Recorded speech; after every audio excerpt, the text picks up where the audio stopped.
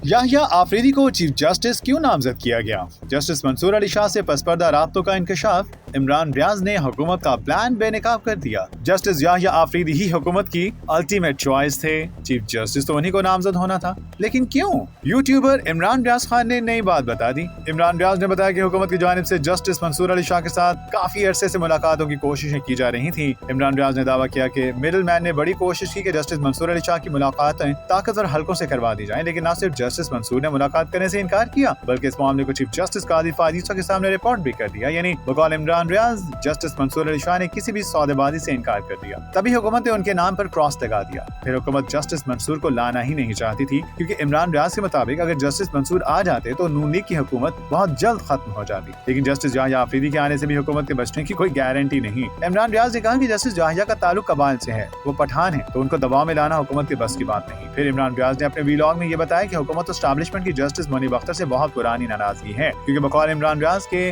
Justice Munib किसी के दबाव में नहीं आते, लिहाजा इनका तो ऑप्शन ही खत्म हो जाता है। तीसरी बड़ी बात जो इमरान रियाज ने बताई वो ये, जस्टिस याहिया आफरीदी की नामजदगी के लिए नून लीग, पीपल्स पार्टी और एमक्यूएम ने वोट किया, लिहाजा वो इन तीनों जमातों के पसंदीदा चीफ जस्टिस होंगे। अब आप बताइए, आपकी इस बारे क्या राय है?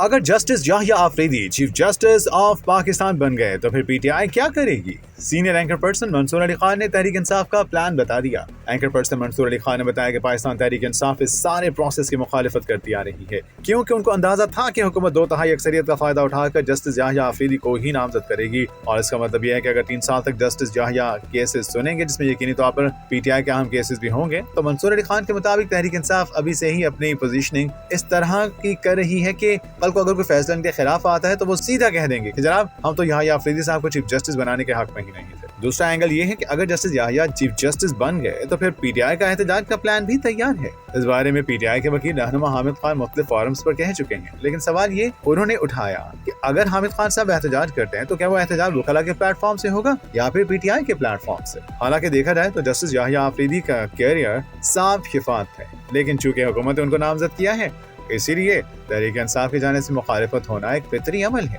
लेकिन क्या वाकई इस पर एहतजाज होगा, ये एक सवाल है।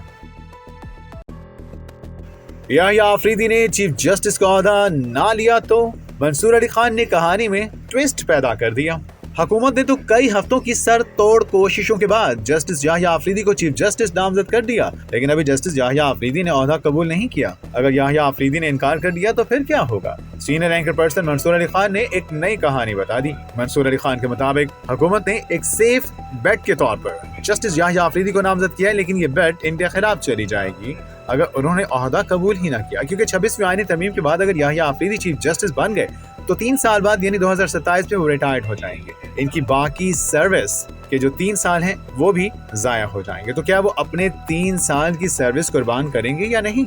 अच्छा, अगर याहिया आफरीदी ने इनकार कर दिया तो सबसे पहले तो ये हुकूमत के लिए बहुत बड़ी एम्बैरेसमेंट होगी कि इतनी कोशिश करके भी उनके हाथ कुछ ना आया।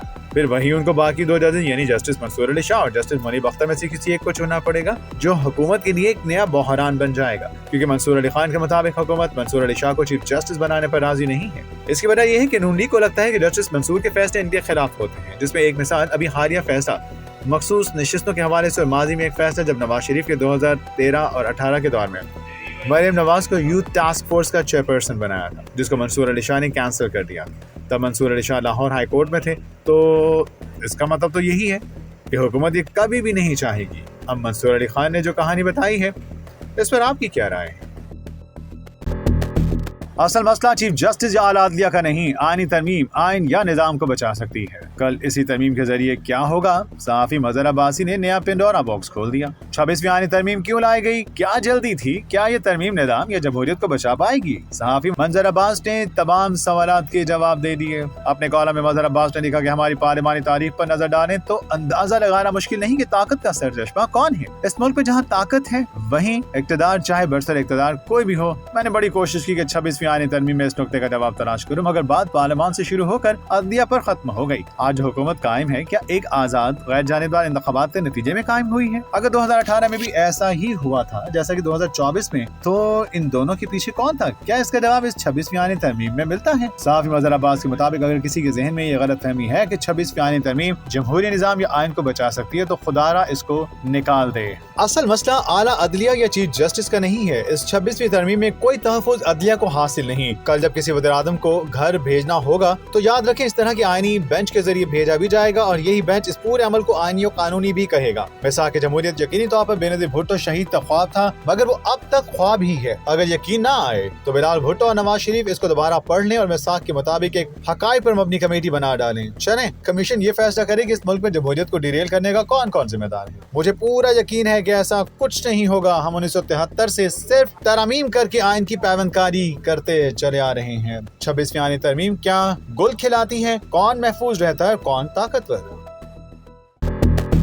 फैसल वाडा किसकी ज़बान बोलते हैं? इमरान रियाज की गहरी बात। ऐसा क्यों है कि फैसल वाडा जो भी कहते हैं, जो अंदाजा लगाते हैं, वो ठीक होता है? वो इसीलिए कि वो एस्टैब्लिशमेंट के साथ जुड़े हैं। ये कहा है यूट्यूबर इमरान रियाज खान ने, बल्कि उन्होंने तो फैसल वाडा को एस्टैब्लिशमेंट का टाउट ही कह दिया। इमरान रियाज ने कहा कि फैसल वाडा ने खबर दिया कि मखसूस नशिस्तें पाकिस्तान तहरीक इंसाफ को नहीं मिलेंगी और नहीं मिली। इमरान खान बाहर नहीं आएंगे, अंदाजा ठीक हुआ। इलेक्शन कमीशन के खिलाफ कोई कार्रवाई नहीं होगी। काजी फायज ईसा ये वाला फैसला देंगे। आर्टिकल 63A का फैसला ये आएगा। जस्टिस याहिया अफरीदी ही जस्टिस बनेंगे। ये और इस जैसे बहुत से अंदाजे ठीक साबित हुए। इमरान रियाज ने अपने व्लॉग में कहा कि जितने भी लोग एस्टैब्लिशमेंट की जुबान बोलते हैं, इनके अंदाजे निजाम की हद तक ठीक होते हैं, लेकिन आवाम की नफ्स पर उनका हाथ नहीं है। अब जैसे इनका अंदाजा था कि 8 फरवरी को इमरान खान फारिग हो जाएंगे, अंदाजा गलत हो गया। तो कौन इमरान रियाज लोग नहीं निकलेंगे नहीं वोट डालने के लिए, ये अंदाजा भी फारिग हो गया। इमरान खान जेल में है, एहतजाज के लिए कोई नहीं निकलेगा, उनका ये अंदाजा गलत साबित हुआ। आवाम मायूस हो चुके हैं। इमरान खान को जेल में डाल दो, लोग इसको नहीं मिलेंगे, ये अंदाजा भी गलत निकला। इमरान रियाज खान ने कहा कि इन टाउट्स के निजाम के हवाले से अंदाजे ठीक होते हैं, लेकिन अवाम के हवाले से नहीं। बाहर जाना मजबूरी या फिर कुछ और? नवाज शरीफ क्यों जाना चाहते हैं? तहलका खेज खबर सामने आ गई। पाकिस्तान मुस्लिम लीग नून के कायद मियां नवाज शरीफ 21 अक्टूबर 2023 को लंदन से 4 साल बाद पाकिस्तान वापस आए। उनके इस्तकबाल के खातिर लाहौर में मीनार पाकिस्तान पर एक बड़ा जलसा किया और मिंटो पार्क में उन्होंने अपने अगले सियासी लाहेमल के बारे में आवाम को मुत्तला किया। 8 फरवरी के इलेक्शन के बाद हुकूमत बन गई। पार्टी ज़राए के मुताबिक नवाज शरीफ का इस वक्त सारा फोकस पंजाब पर है, इसीलिए वो मरीम नवाज को मुख्तलिफ मामलात पर रहनुमाई देते रहते हैं। 26वीं आईनी तरमीम के मंजूर हो जाने के बाद अब इत्तलात आ रही है कि नवाज शरीफ वापस लंदन जा रहे हैं। लेकिन सवाल यह है कि नवाज शरीफ 1 साल बाद अक्टूबर में ही क्यों लंदन जा रहे हैं?